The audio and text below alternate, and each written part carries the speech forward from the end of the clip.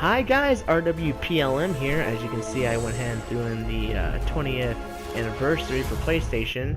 So I'm doing a tutorial on Planetside 2. So a lot of you don't know how to play this game, and I know a lot of people who don't like it just because they don't know how to play it. So hopefully I can get you guys liking it. Let's get this loading here. Okay, now first thing, you can create up to 6 custom characters. Um, and each one can be on a different team. There are 3 different teams to choose from. As you can see, I already got a level 47. So let's go ahead and create a new character, which most of you beginners are going to do. Now, as you notice, you have 3 teams to choose from. Red, purple, and blue. The Terran Republic, which is Earth, New Conglomerate, and the purple people. I don't remember exactly what you call them, but yeah. Terran Republic are Earthlings who've come to another planet to mine diamonds, and they're mainly a government stronghold. Uh, they're the original settlers on the planet, and as you can see, they're very elite, very, fine looking. They basically got the highest tech. You go over to New Conglomerate. As you can tell, they're a lot more boxy just by looking at them. They're rebels off the New Conglomerate, or excuse me, off the Terran Republic. They broke off and decided to start their own army. In doing so, they used a lot of Terran equipment, along with old mining equipment they were able to get their hands on. Their weapons do more damage, but they're far less accurate. And their vehicles do a little more too. No, these guys, I forgot what you call them. Excuse me, the VS. They found alien technology on the planet and decided to start their own team. They didn't want the New Conglomerate or Terran Republic to get control of it, and so they branched off and started their own form of rebellion. As you can tell, he looks very alienish. This is very popular for snipers because I know people like the sniper women look on here. But I think these guys just mainly look like freaking 1980s astronauts. So in this demo, I'm going to go ahead and get a female blue character just because I already got a male blue character. As you notice, there are 2 different servers to choose from. There used to be a whole lot more. Whichever server you choose, it doesn't matter. I went ahead and chose Palos. That's all my characters are on. This is where I choose the gender. I already got a male, so I went ahead and made a female character. It gives you 4 different faces to choose from. Not a very big variety. And now you can name them whatever you want. And when people look at you, they're not going to see your actual profile name. We're going to see your character's name, whatever you named them. And I accidentally screw up on the name with the underscores because I forgot you can't put that. But if the name already exists, it will let you know. I actually just made up a random name to put for my character here. And so, yeah, you don't have to worry, oh, they're going to see rwplm. It's like, oh, no, they're going to see whatever name I choose them to see. Yeah, I'm typing it in. You can't see it in the video, but I was typing in a name.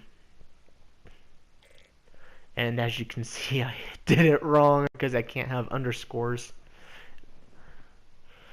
In the end, I just settle for I am Lucy without underscores and without the 766.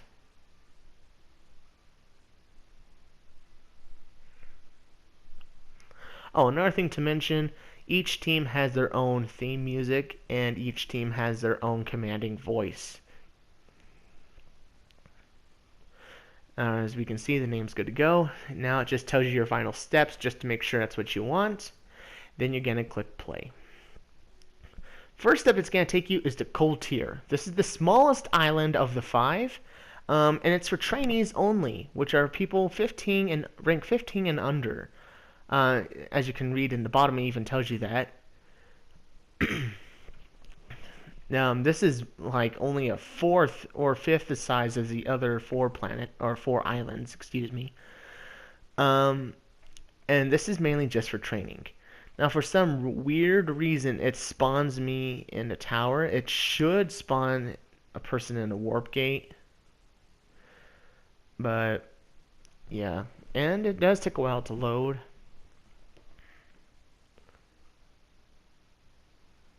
Almost.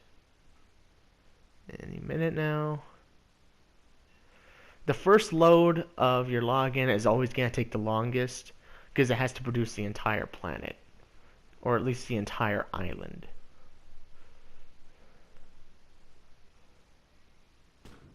There we go. Now I'm going to go ahead and make myself go to the warp gate. Now, in order to do this, you push on your touchpad. It brings up a map. You can use whatever buttons it tells you to zoom in and zoom out. I accidentally make a mistake up here by going to a middle of a battle. I'm so used to, and as you also notice, my colors are a bit mixed up here. I'm used to being Terran Republic, which I adjust the colors. I'll show you how to do that later on. So I'm going to go ahead to our warp gate. This might take a minute. There we go. This is the warp gate. Now, it doesn't matter what island you're on, which team you are, as long as you are in your team's warp gate, it is impossible to die. So I'm going to go ahead and switch teams in a second, but first I'm going to show you a few little rundowns. These are your main things to work with here.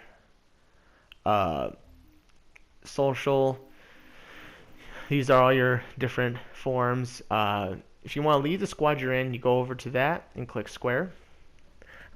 I'll explain how to use the rest in a minute. The character you start with has a regular assault rifle and a jetpack. Everyone's going to start off just like this. So if you want to change classes, you walk over to this with the gun on it.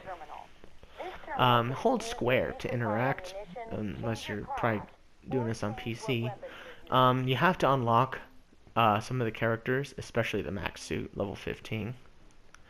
But each one serves a different purpose, but a very good purpose. I will break it down and explain the difference between each one in a minute. Heavy Assault is my personal favorite, just to be honest. But, you know, I'm a guy who's a guns a-blazing, so. Now, what I'm going to show you here is you push your options button, and this little menu will come up. If you get an invite to a squad, you can go to notifications and accept, or you can choose a squad to join to there. If you want to find friends, you can invite by their online ID or by their character's name.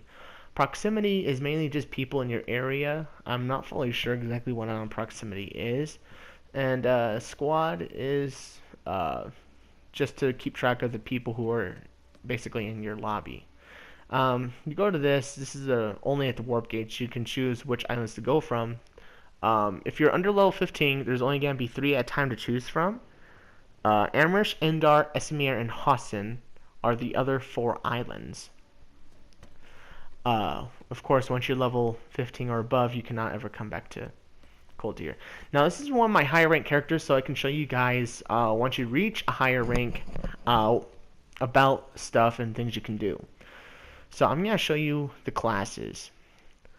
I'm going to go ahead and start off with the Infiltrator. Now these guys, they can turn invisible, they got sniper rifles, they can shoot little projectiles that show where enemies are, like every 5 seconds it sends off a ping. Every character comes standard with a frag grenade. Now as you can see, I got my character a little decked out with colors and stuff. Up next is Light Assault. These guys are very mobile, they can run faster if you equip them to. They get all 3 different types of jetpacks and a standard assault rifle. And of course, everyone comes with a pistol. Up next is Combat Medic. He has a little more powerful assault rifle just because of his tactical disadvantage, but he can revive any dead person on his team and heal any injured soldier on his team.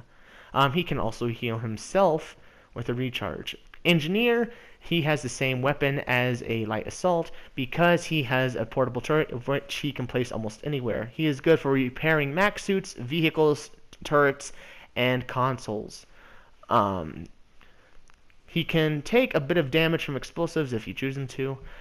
Heavy assault, these guys can deliver the most damage. Every heavy assault comes with a rocket launcher and different types of nanite armor, which can either make them take less damage or no damage temporarily. And my personal favorite because they are guns blazing. Max is your heaviest power of them all. They can be good for taking out aircraft, vehicles, or personnel. This is my vehicle Max suit. As you can see, I got a gigantic rocket launcher on his left arm. I'm going to go ahead and show you what my personnel one looks like, just because he has a turret on his left arm rather than a rocket launcher. But this is a standard Max suit right here, other than the color. Let's go out and look at the vehicle, shall we? Now, I will note you, the Prowlers is only for Terran Republic. Each heavy tank is different per team. The Flash is basically a four-wheeler. You can put a gun on it for the main guy to use, holds 2 people, and you can equip a boost for it. And you can also make it to where if you're an infiltrator, it can turn invisible with you temporarily. It's mainly only good for short transportation distances, and yes, the person who sits on the back seat can be your gunner. Moving on to the Harasser, my personal favorite. This is the fastest ground vehicle, even though it can't take much damage. It can go almost anywhere. It can hold 3 people, the driver, the gunner, and someone in the back. It can also carry mech suits, and engineers in the back can repair it while riding in it. As you can see, I have mine pretty decked out. Actually, I've probably invested more in this than any other one of my vehicles. Now, a standard Harasser will come with a boost. You can upgrade that later on. I'll show you how to do that in a bit. But it's good, quick, fast transportation, and can go almost anywhere and climb up almost any hill. Moving on to Sunderier. This is your potatoes and gravy right here. This, even though it can't really deliver too much damage depending on which turret you equip for it, and it's not the fastest, it can't go into many places, this thing is a portable spawn center. Wherever you park this thing and deploy it, soldiers will despawn or will spawn there from your team. So it's good on infiltrating bases. Lightning. Now this is the one of 2 tanks. This is your smaller one. It can deliver pretty good damage, fair speed, take a fair amount of damage. You can of course deck it out, but I haven't really invested much in mine. But it's a good little, support vehicle. Moving on to the Prowler. Prowlers are only for Terran Republic. There are different names and different styles depending on which facility you go with, but this thing can take a massive amount of damage and deliver a massive amount of damage. Of course, you can deck it out. I've propped mine up a bit. I'm going to go on to airships now. You got 4 to choose from. They're divided into 2 different sections. The Mosquito. This thing is the fastest thing in the air. It's capable of doing all sorts of stunts. It's perfect for dogfights. It can't take very much damage or deliver too much damage, but in a dogfight, it's pretty good. You can equip it to take out vehicles on the ground and personnel on the ground if you choose to, but I don't. Vicary, this is mainly good for transportation. It can hold up to 6 people, 2 passengers on each side, and a gunner and the pilot. The pilot cannot shoot, only the gunner can, but people hanging off the side can also use their regular guns. This thing is mainly good for transporting soldiers. Now the Liberator, this I would say is the king of the sky. Even though it's not the biggest ship, it can deliver the most of them all. You can upgrade this thing to practically be an AC-130 from Modern Warfare 2, or the whatever that's called in Advanced Warfare. This thing can bomb almost anyone. and it can take a fair amount of damage too. Moving on to the Galaxy. Now this is the biggest ship in the sky. Even one of its horns is a whale or cruiser ship of your choice. This can hold up to 12 personnel. It is very good for transporting an entire squad to your destination, and squad members can even spawn inside of it. So it's a pretty good vehicle, even though it only has 4 gunners and the pilot cannot gun. It's one of 2 ships where the pilot cannot use the gun in it. But it can take more damage than any other ship in the sky. These things are almost impossible to take down. And they can take a lot of devastating damage. Rockets, you name it. Now, I'm going to show you guys, you've probably noticed this right here. These are for going up and down.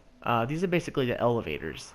Yellow, or orangey yellow, is for going up, and purplish blue is for going down safely. I don't know why they have these in warp gates, because you don't take damage, but, and this is a teleporter. But after going through, not the teleporter, but after going up and down the elevators, you do not take any falling damage for about 5 to 10 seconds after touching them even. So, they're pretty nice. Now moving on, this is, to get back to your map again, just push on your touchpad.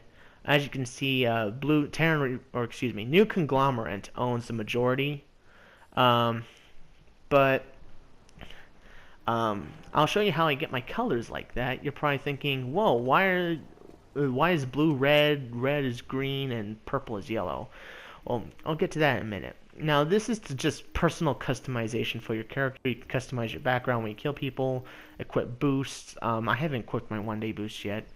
You can change your voice, which I think is pretty cool. You get different, but in order to purchase these, you have to get BC coins, which is real money. Change your title, and even little upgrades that help here and there, even though some of them are outrageously expensive. Depot, that's just to purchase things. Aircraft, vehicles, and infantry, that's just to get to all your stuff and look at it. Notifications, as you can see, I have none.